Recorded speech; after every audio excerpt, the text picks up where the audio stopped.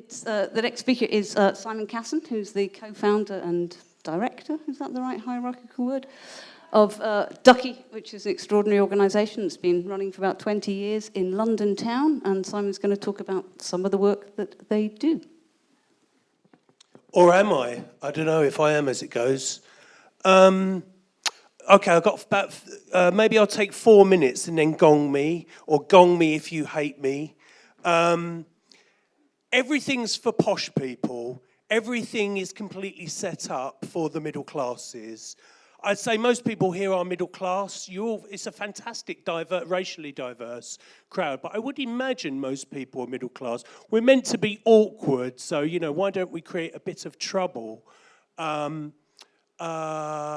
really loved that woman from the Tate at the start when she went, it's all changing. All these posh gaffs that we invented in the 18th and 19th century by these old white geezers, we're going to tear it all down.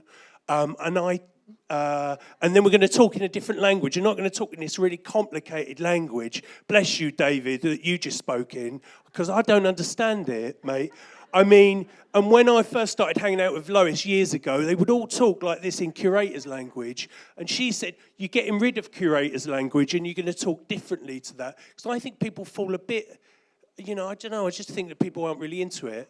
Or maybe art people are into it. Or maybe that's just fucking art, I don't even like art, to be honest. I like Lois, and I'm only here because she invited me here. And I saw Jamila's dance like about a year ago, her performance piece, which is called O, and it's fucking amazing. But art is so boring. And sometimes when people are talking about art, I'm looking in the audience and you're all going to sleep on my life. I've got 2 minutes, 3 minutes. I would love to make... Okay, so Britain, right, is about 65% middle class and about 30% working class. It's changed around there. It used to be like about 70% working class and 30% middle class. It's changed around there. So actually the smallest amount of people are the working class people. And I'd love to make theatre and art and all that for them, but I can't. I mean, I'm trying. We've got a few things, Posh Club and all that crap on my website. I'm trying to do it, but actually it's really difficult. And I'd love to have any conversations with anyone who's managing successfully to make art and artworks and performance for working class people. And I mean bus drivers, cleaners, people that work in hotels. I don't mean, people that have got modern new jobs or whatever. I really wanted to be positive. I know it says awkward bastards, but I want to be positive. I'm sure there's something I can say that'll be... Oh yeah, this is what I want to say. It's like the 1960s, right, at the moment.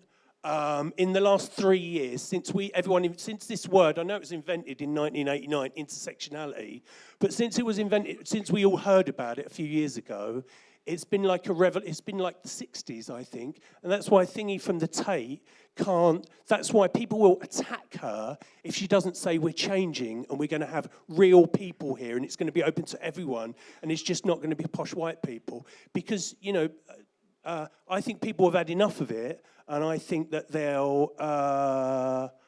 I think the reason why she's doing it is to protect her own job. What's her name? Frances Morris. The reason why she's saying it is to keep her own job, because she's worked there since the 80s. Now, I don't go to the Tate. I ain't been to the Tate for years, so I don't really know. But I would imagine, looking at her, that she's probably saying it because she has to, because you only give away power if you have to. Otherwise, you'd keep it. Thanks for inviting me, Lois. It's nice to be here.